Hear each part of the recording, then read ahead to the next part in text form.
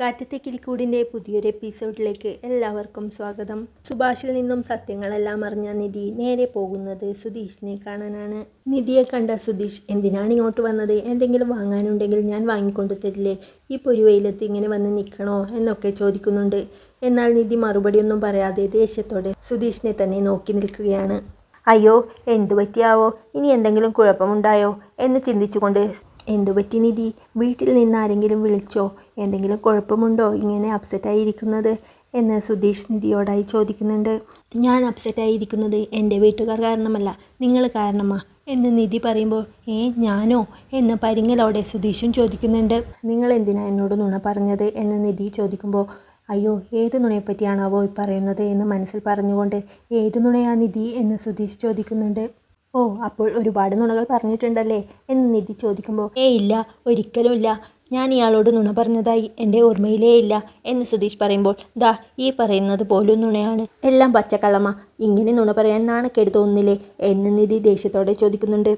ഇത്രമാത്രം ദേഷ്യപ്പെടാൻ ഞാൻ എന്ത് നുണയാ പറഞ്ഞതെന്ന് പറ, അത് കേട്ടാലല്ലേ എനിക്ക് മനസ്സിലാവൂ എന്ന് സുധീഷും ചോദിക്കുന്നുണ്ട്. നിങ്ങളുടെ ചേട്ടൻ സൂപ്പർവൈസറാണോ എന്ന് നിധി ചോദിക്കുമ്പോൾ, ഓ, അപ്പോൾ അതാണല്ലേ കണ്ടുപിടിച്ചത് എന്ന് മനസ്സിൽ പറഞ്ഞുകൊണ്ട് സുധീഷ്, അതീ സൂപ്പർവൈസർ എന്ന് വെച്ചാൽ വർക്കിൻ്റെ മേൽനോട്ടമൊക്കെ നിധി അവനെ തടഞ്ഞ് മുമ്പ് വീട്ടിൽ വെച്ച് പറഞ്ഞതേ ആർക്കിടെക്റ്റ് എന്നായിരുന്നു. തിരുവനന്തപുരത്തെ വലിയ വലിയ കെട്ടിടങ്ങളുടെ ഡിസൈൻ നിങ്ങളുടെ ചേട്ടൻ്റേതാണെന്നും പറഞ്ഞിരുന്നു എന്ന് നിധി പറയുമ്പോൾ, ആണോ, അങ്ങനെ പറഞ്ഞിരുന്നോ എന്ന് സുധീഷും, അത് ഞാൻ കണ്ടുപിടിക്കുമെന്നായപ്പോൾ നിങ്ങളത് വിദഗ്ധമായി സൂപ്പർവൈസറാക്കി, ഇപ്പോൾ അതും പൊളിഞ്ഞു എന്ന് നിധി പറയുമ്പോൾ, അല്ല നിധി, സുഭാഷ് ഏട്ടൻ ഈ സൂപ്പർവൈസിംഗ് ഒക്കെ ചെയ്യുന്നുണ്ട്. വീട്ടിൽ വരുന്ന ബംഗാളികളൊക്കെ ഇല്ലേ, അവരൊക്കെ സുഭാഷ് ഏട്ടൻ്റെ കീഴിലാണ് ജോലി ചെയ്യുന്നത്. ഓഹോ, അപ്പോൾ മേസ്തിരിയാണെന്ന് ഞാൻ സങ്കല്പിച്ചുണ്ടാക്കിയതായിരിക്കും അല്ലേ? നിങ്ങളുടെ ചേട്ടൻ്റെ പരിചയത്തിലാണെന്നും പറഞ്ഞ് ഒരു കമ്പനിയിലേക്ക് എന്നെ ഇന്ന് രാവിലെ ഇൻ്റർവ്യൂവിന് കൊണ്ടുപോയില്ലേ, അവിടെ ആളില്ല എന്നും പറഞ്ഞ് തിരിച്ചും കൊണ്ടാക്കിയില്ലേ, അപ്പോൾ അതൊക്കെ ഞാൻ സങ്കല്പിച്ചു കൂട്ടിയതാണല്ലേ? ഇന്നത്തെ ഇൻ്റർവ്യൂവിനെ പറ്റി നിങ്ങളുടെ ചേട്ടന് ഒരറിവുമില്ല, അതല്ലേ സത്യം? ആർക്കിടെക്റ്റിനൊപ്പം ജോലി ചെയ്യുന്ന സൂപ്പർവൈസറാണെങ്കിൽ എന്താ ഇങ്ങനെ ജോലിക്ക് പോകുന്നതെന്ന് ഞാൻ നിങ്ങളോട് ചോദിച്ചതല്ലേ, അപ്പോൾ എന്താ പറഞ്ഞേ എന്ന് നിധി ചോദിക്കുമ്പോൾ, അത് പിന്നെ ഞാൻ എന്താ പറഞ്ഞേ എന്ന് സുധീഷും പരിങ്ങലോടെ ചോദിക്കുന്നുണ്ട്. കള്ളങ്ങൾ അങ്ങനെയാ, പെട്ടെന്ന് മറന്നു പോകും. ചേട്ടൻ ഭയങ്കര സിമ്പിളാ, പണിക്കാരുടെ കൂടെ ജോലിയൊക്കെ ചെയ്യും, അതാ ഇങ്ങനെയുള്ള ഡ്രസ്സ് ഇട്ട് പോകുന്നത്, അത് ചേട്ടൻ്റെ സ്ട്രാറ്റജിയാ എന്നൊക്കെയല്ലേ എന്ന് നിധി പറയുമ്പോൾ, ആണോ, ഈ ചേട്ടനെ സൂപ്പർവൈസർ അല്ലാന്ന് ആരാ പറഞ്ഞേ എന്ന് സുധീഷ് ചോദിക്കുന്നുണ്ട്. നിങ്ങളുടെ ചേട്ടൻ എന്ത് ജോലിയാണ് ചെയ്യുന്നതെന്ന് ഞാൻ വ്യക്തമായി കണ്ടു. സുഭാഷ് ഏട്ടൻ തന്നെ എനിക്കെല്ലാം പറഞ്ഞു തന്നു. സുഭാഷ് ഏട്ടൻ ജോലി ചെയ്യുന്ന സ്ഥലത്തേക്ക് എന്നെ കൂട്ടിക്കൊണ്ടുപോയി എല്ലാം വ്യക്തമാക്കി തന്നു. ഇനിയും താൻ ന്യായീകരിക്കാൻ നോക്കുകയാണോ? എങ്ങനെയാണോ ഒരാൾക്ക് ഇത്ര നുണ പറയാൻ പറ്റുന്നേ? ഒരു നുണ മറയ്ക്കാൻ അടുത്ത നുണ, അത് മറയ്ക്കാൻ വേറൊരു നുണ. നിങ്ങളുടെ വീട് എങ്ങനെയുള്ളതാണെന്നാണ് പറഞ്ഞേ? നിങ്ങളുടെ ചേട്ടൻ്റെ ഡിസൈനിൽ പണിത ഒരു കൊച്ചു സ്വർഗം, ആ കാണുന്ന വീടാണോ ചേട്ടൻ്റെ ഡിസൈനിൽ പണിത ആ സ്വർഗം? എനിക്കൊന്നും കേൾക്കണ്ട, പറഞ്ഞു വരുമ്പോൾ നിങ്ങളതിൽ വേറൊരു നുണ പറയും. എങ്ങനെയാണ് ഞാൻ നിങ്ങളെ ഇനി വിശ്വസിക്കേണ്ടത്? മനുഷ്യനായ വാക്കിനൊരു വില വേണ്ടേ? നിങ്ങൾക്ക് തന്നെ നിങ്ങളോട് പുച്ഛം തോന്നുന്നില്ലേ എന്ന് നിധി പറയുമ്പോൾ, മതി നിർത്ത് പ്ലീസ്. ഞാൻ എൻ്റെ ചേട്ടനൊരു ആർക്കിടെക്റ്റാണെന്ന് പറഞ്ഞത് എവിടെ വെച്ചാ? തക്കലയിലുള്ള ഇയാളുടെ വീട്ടിൽ വെച്ചല്ലേ? അന്ന് തന്നോട് ഞാനത് പറയുമ്പോൾ ഞാൻ ഏതോ ഒരാൾ, ഇയാൾ മറ്റൊരാൾ, അല്ലാതെ നമ്മൾ തമ്മിൽ യാതൊരു ബന്ധവും ഉണ്ടായിരുന്നില്ലല്ലോ എന്ന് സുധീഷ് പറയുമ്പോഴേക്കും, ഓ, പുതിയ ഐഡിയയുമായി വരുന്നുണ്ടല്ലോ എന്ന് നിധിയും പറയുന്നുണ്ട്. ഒരാളുടെ തലയിൽ ഇത്രയും കുറ്റങ്ങൾ വെച്ച് കെട്ടിയതല്ലേ, അതിനുള്ള ഉത്തരം പറയാനൊരു അവസരം താടോ എന്ന് സുധീഷും പറയാണ്. ഈ തൂക്കിക്കൊല്ലാൻ വിധിക്കപ്പെട്ടവന് പോലും എന്ന് സുധീഷ് പറഞ്ഞു തുടങ്ങുമ്പോഴേക്കും നിധി അവനെ തടഞ്ഞുകൊണ്ട്, ദയവ് ചെയ്ത് നിർത്തണം, നിങ്ങൾ ഇതിലും വലിയ ഡയലോഗ് പറയുമെന്ന് എനിക്കറിയാം. അല്ല, ഈ തൂക്കിക്കൊല്ലാൻ വിധിക്കപ്പെട്ടവന് അവസാനം സംസാരിക്കാൻ അവസരം കൊടുക്കുന്നത് ഇയാൾ കണ്ടിട്ടുണ്ടോ എന്ന് നിധി ചോദിക്കുമ്പോൾ, അല്ല നിധി, ഞാനൊരു ഉദാഹരണം പറഞ്ഞതാ, ഇനി അതിൽ പിടിച്ച് തൂങ്ങല്ലേ, ഞാനൊന്ന് വിശദീകരിക്കട്ടെ എന്ന് സുധീഷും പറയുന്നുണ്ട്. ഇയാളെ ഞാൻ ആദ്യം കാണുമ്പോഴേ ഇയാൾ എൻ്റെ കസ്റ്റമറിൻ്റെ മകളാ, ഇയാളും ഞാനും തമ്മിൽ ഒരു ബന്ധവുമില്ല. അങ്ങനെ ഇരിക്കുമ്പോഴാണ് ഇയാളെൻ്റെ കുടുംബത്തെപ്പറ്റി ചോദിച്ചത്. എന്നെ സംബന്ധിച്ചിടത്തോളം ഇയാളൊരു അന്യസ്ത്രീയാ. അങ്ങനെയുള്ള ഒരാളോട് ഞാൻ എന്തിനാണ് എൻ്റെ കുടുംബത്തിൻ്റെ സത്യങ്ങളൊക്കെ വിളിച്ചു പറയുന്നത്? ഒരു ഡ്രൈവറായി ജോലിയെടുക്കാൻ വന്ന എനിക്ക് കുടുംബത്തിൻ്റെ കാര്യങ്ങളൊക്കെ പറഞ്ഞാൽ അവിടെ ഒരു വിലയും ഉണ്ടാകില്ല എന്ന് എനിക്കറിയാം. അതുകൊണ്ടാണ് ഞാനപ്പോൾ എനിക്ക് തോന്നിയ പോലെയൊക്കെ പറഞ്ഞത്. ആ സമയത്ത് നമ്മൾ തമ്മിൽ ഇങ്ങനെ ഒരു കള്ളക്കല്യാണം നടക്കുമെന്നോ ഇയാൾ എൻ്റെ വീട്ടിൽ വന്ന് താമസിക്കുമെന്നോ ഒന്നും ഞാൻ അറിഞ്ഞിരുന്നില്ലല്ലോ. എൻ്റെ കാറിൽ ഒരുപാട് കസ്റ്റമേഴ്സ് കയറാറുണ്ട്, അവരൊക്കെ എൻ്റെ ഫാമിലിയുടെ കാര്യങ്ങൾ ചോദിക്കാറുമുണ്ട്. അപ്പോഴെൻ്റെ മനസ്സിലെന്താണോ ഞാൻ അതുപോലെയൊക്കെ അങ്ങ് പറയും. ചിലപ്പോൾ വല്ല സിനിമയിലെ കഥകളോ അതിലെ നായികന്മാരൊക്കെ ആയിരിക്കും എൻ്റെ മനസ്സിൽ, അപ്പോൾ അത് വെച്ചങ്ങ് ഞാൻ പറയുകയും ചെയ്യും. ഇപ്പോൾ നിധി തന്നെ ഒരു കാറിൽ പോകുന്നുണ്ടെങ്കിൽ ആ കാറിലെ ഡ്രൈവറെയോ ഓണറെയോ ഒക്കെ വിശ്വസിച്ച് നിധിയുടെ കുടുംബകാര്യങ്ങളൊക്കെ അവരോട് പറയോ?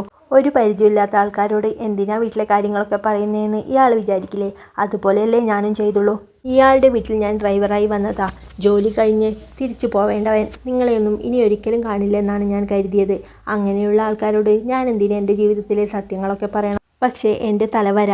അതുകൊണ്ട് ഇങ്ങനെയൊരു കള്ളക്കല്യാണം കഴിഞ്ഞ് ഇയാൾ എൻ്റെ വീട്ടിൽ താമസിക്കേണ്ട അവസ്ഥ വരെയായി.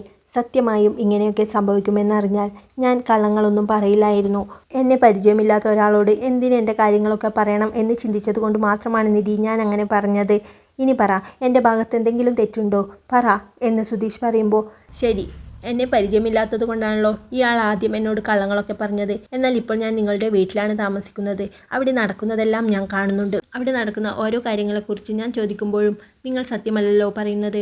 ഓരോ വട്ടവും ഓരോ പുതിയ പുതിയ നുണകളല്ലേ പറഞ്ഞുകൊണ്ടിരിക്കുന്നത്. അപ്പോഴെങ്കിലും എന്നോട് സത്യം പറയായിരുന്നില്ലേ എന്ന് നിധി ചോദിക്കുമ്പോൾ, അപ്പോൾ ഞാൻ സത്യം പറഞ്ഞാൽ മുമ്പ് പറഞ്ഞ നുണ ഇല്ലാതാവോ? ഇല്ലല്ലോ. വീട്ടിൽ വെച്ച് നിധി സുഭാഷ് ഏട്ടൻ ആർക്കിടെക്റ്റ് അല്ലേ എന്ന് ചോദിച്ചപ്പോഴാണ് ഞാൻ അങ്ങനെ ഒരു കാര്യം പറഞ്ഞത് തന്നെ ഓർത്തത്. ആദ്യം ആരും നമ്മളോട് ജെനുവിൻ ആവണമെന്നില്ല. പിന്നെ നമ്മൾ മാത്രം എന്തിനാ ജെനുവിൻ ആവുന്നേ എന്ന് മാത്രമേ ഞാൻ ചിന്തിച്ചുള്ളൂ. ഞാൻ പൊതുവേ സത്യമായ കാര്യങ്ങളൊന്നും പറയാറില്ല. അഥവാ എന്തെങ്കിലും പറഞ്ഞിട്ടുണ്ടെങ്കിൽ തന്നെ അതൊന്നും ഓർക്കാറുമില്ല എന്ന് സുധീഷ് പറയുമ്പോൾ, ഓർക്കാറില്ല എന്നത് ശരി തന്നെയാണ്. എങ്കിലും ആരെങ്കിലും ഓർമ്മിപ്പിക്കുമ്പോൾ സത്യം പറഞ്ഞൂടെ? അപ്പോൾ ആർക്കിടെക്റ്റിനെ സൂപ്പർവൈസറാക്കി അല്ലേ എന്ന് നിധി ചോദിക്കുമ്പോൾ, അത് നിധി എനിക്ക് പെട്ടെന്ന് വായിൽ വന്നത് അതാ. ആർക്കിടെക്റ്റ് ആണെന്നൊക്കെ പറഞ്ഞിട്ട് പെട്ടെന്ന് മേസ്തിരിയാണെന്ന് പറയുമ്പോൾ നിധി എന്ത് കരുതും? അതുകൊണ്ടാണ് ഞാൻ അങ്ങനെ പറഞ്ഞത്. എത്ര നാളിങ്ങനെ ഒളിച്ചു വയ്ക്കാൻ പറ്റും? എപ്പോഴായാലും ഒരു ദിവസം ഞാനെല്ലാം അറിയേണ്ടതല്ലേ എന്ന് നിധി ചോദിക്കുമ്പോൾ, അതങ്ങനെയല്ല നിധി, എല്ലാം ഇയാളോട് തുറന്നു പറയണമെന്ന് ഞാൻ വിചാരിച്ചതാ. പക്ഷേ ഇയാളെ എങ്ങനെ ഫേസ് ചെയ്യും എന്ന് കരുതിയാ. ഞാനൊന്നിനും പ്രിപ്പയർ ആയിരുന്നില്ല. സത്യം പറയാൻ എന്തിനാ പ്രിപ്പറേഷൻ? അത് വേണ്ടത് കള്ളം പറയാനല്ലേ എന്ന് നിധി ചോദിക്കുന്നുണ്ട്. അത് നിധി, ഏതായാലും ഞാൻ കള്ളം പറഞ്ഞു പോയില്ലേ, അത് പെട്ടെന്ന് സത്യത്തിലേക്ക് ഡൈവേർട്ട് ചെയ്യാൻ അത്ര എളുപ്പമല്ലല്ലോ. അതാ ഞാൻ എന്ന് സുധീഷ് പറയുമ്പോൾ, ഈശ്വര എന്ന് വിളിച്ചവൾ നെറ്റിയിൽ കൈവയ്ക്കുന്നുണ്ട്. നിങ്ങൾ ഞാൻ എങ്ങനെ വിശ്വസിക്കാനാ? അത് പിന്നെ ഒരു കള്ളം ഞാൻ പറഞ്ഞു പോയി, അത് പെട്ടത് തിരുത്തുമ്പോൾ ഇയാൾ അതെങ്ങനെ എടുക്കും എന്ന് എനിക്കറിയില്ലല്ലോ. നിധി അല്ലെങ്കിൽ തന്നെ ഒരുപാട് ടെൻഷൻ്റെയും പ്രോബ്ലംസിൻ്റെയും ഇടയിലല്ലേ, അതിൻ്റെ ഇടയിൽ ഇതും കൂടി ഒരു ടെൻഷൻ വരുത്തണ്ടല്ലോ എന്ന് കരുതി. പിന്നെ ഒരു വലിയ നുണയൻ്റെ വീട്ടിലാണല്ലോ ഇയാൾ താമസിക്കുന്നത് എന്ന് ഇയാൾ കരുതണ്ടല്ലോ എന്ന് കരുതിയാൽ ഞാൻ സത്യം പറയാതിരുന്നത്. അതോടുകൂടി ഇയാൾക്ക് എല്ലാവരോടുമുള്ള വിശ്വാസം പോവും. എൻ്റെ വീട്ടുകാരെയും അവിശ്വസിക്കും. ആ അവസ്ഥയിൽ ഇയാൾ എത്തരുതെന്ന് കരുതി മാത്രമാണ് ഞാൻ അങ്ങനെയൊരു നുണ പറഞ്ഞത്. നിധി എന്നെ ഒന്ന് മനസ്സിലാക്ക്. സത്യമായിട്ടും വേറൊരു ഇൻറ്റൻഷനും എനിക്കുണ്ടായിരുന്നില്ല. ഇതാ ഈ നിമിഷം ഞാൻ സത്യം പറയാം. എൻ്റെ ചേട്ടൻ മേസ്തിരി തന്നെയാണ്. പക്ഷേ ഇവിടെയുള്ള ഏത് ആർക്കിടെക്റ്റിനേക്കാളും എന്ന് സുധീഷ് പറയുമ്പോഴേക്കും നിധി കൈ കൂപ്പിക്കൊണ്ട്, മതി, ആളെ വിട്, ഒരു നുണ മറയ്ക്കാൻ 1000 നുണകൾ പറഞ്ഞുകൊണ്ടേയിരിക്കുന്നു എന്നും പറഞ്ഞ് നിധി പോകാനൊരുങ്ങുമ്പോഴേക്കും, അയ്യോ നിധി പോകല്ലേ പ്ലീസ്, ഞാൻ പറയുന്നതൊന്നു കേൾക്ക്. ഇയാൾ എൻ്റെ കൂടെ എത്ര സമയം സ്പെൻഡ് ചെയ്തിട്ടുണ്ട്, ഞാൻ ഇയാൾക്ക് വേണ്ടി എന്തൊക്കെ ചെയ്തിട്ടുണ്ട്, അതൊക്കെ ഒന്ന് ഓർത്ത് നോക്ക്. അപ്പോൾ മനസ്സിലാവും ഞാൻ എത്ര നല്ലവനാണെന്ന്. കേവലം ഒരു നുണയുടെ പേരിൽ എന്നെ ജഡ്ജ് ചെയ്യല്ലേ എന്ന് സുധീഷ് പറയുമ്പോഴേക്കും, ഇനി നിങ്ങളോട് സംസാരിച്ചിട്ട് ഒരു കാര്യവുമില്ല എന്നും പറഞ്ഞ് നിധി ഓട്ടോയിൽ കയറാൻ പോകുന്നുണ്ട്. നിധി വീട്ടിലാണെങ്കിൽ ഞാൻ ഡ്രോപ്പ് ചെയ്യാം എന്ന് സുധീഷ് പറയുമ്പോൾ നിധി അതൊന്നും ശ്രദ്ധിക്കാതെ ഓട്ടോയിൽ കയറി പോവാണ്. അപ്പോൾ സുധീഷ് ടെൻഷനോടെ ഒരു നുണ പൊളിഞ്ഞപ്പോൾ തന്നെ ഇങ്ങനെ, അപ്പോൾ എല്ലാ നുണയും പൊളിഞ്ഞെങ്കിലോ, എൻ്റെ ദൈവമേ ഞാൻ പെട്ടോ എന്നാലോചിച്ച് ടെൻഷനോടെ അവിടെ നിൽക്കുന്നുണ്ട്.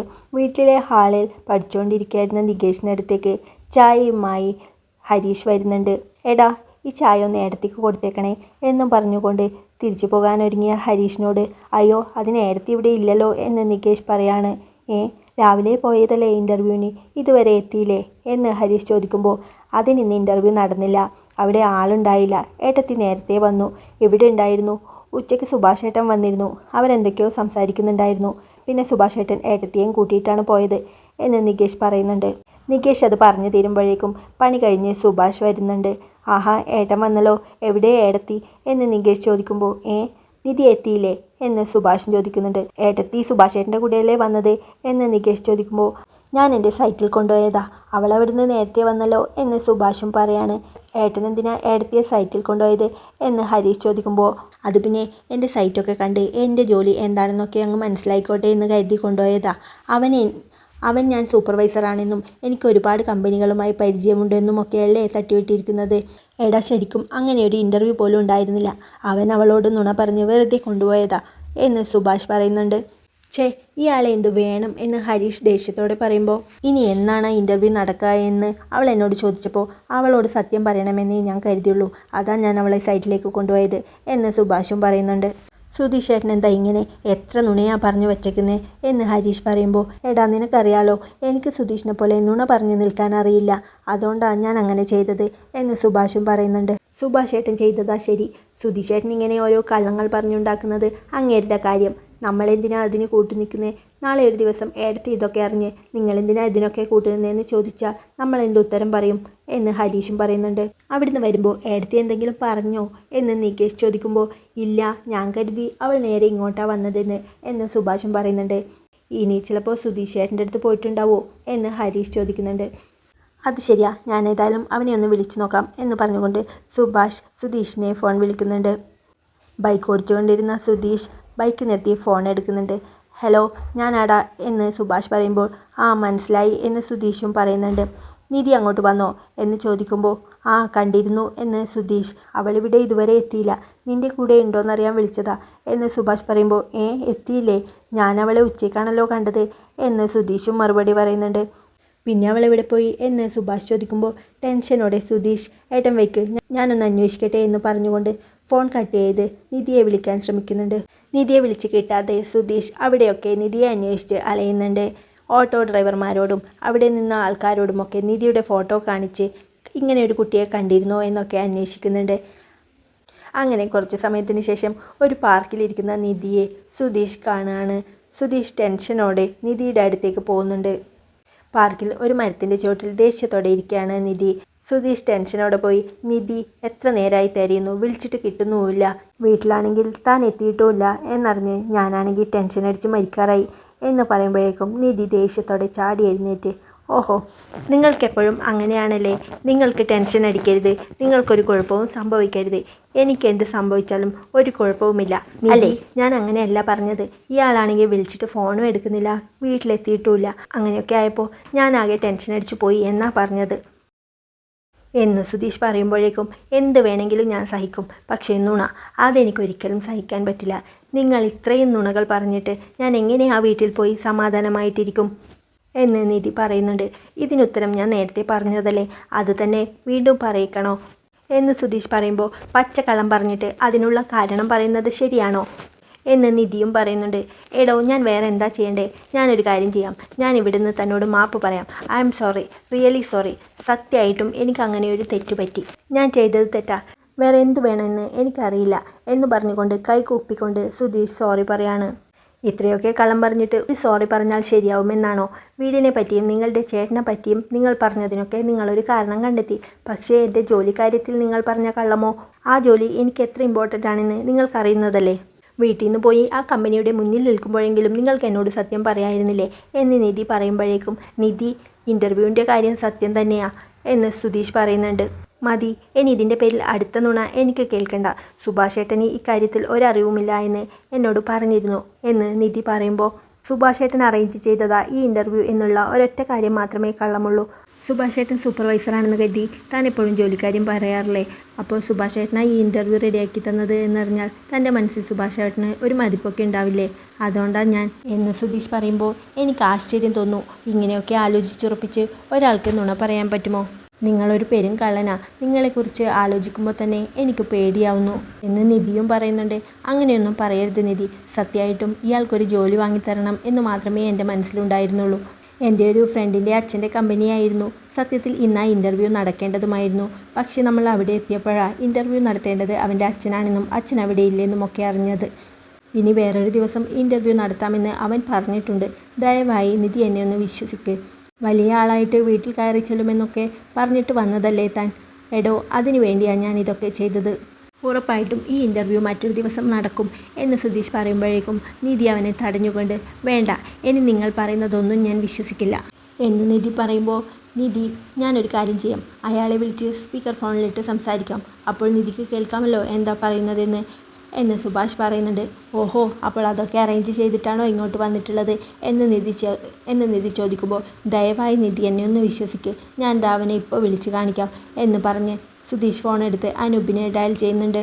അനൂപ് ഫോൺ എടുത്ത ഉടനെ, ഹലോ എടാ, ഞാൻ സുധീഷ, നിധിക്ക് ഇന്ന് നടത്താനിരുന്ന ഇൻ്റർവ്യൂ സത്യമല്ലേ, പറ എന്ന് സുധീഷ് പറയുമ്പോൾ, ആരാ നിധി എന്ന് അനൂപ് തിരിച്ച് ചോദിക്കുകയാണ്.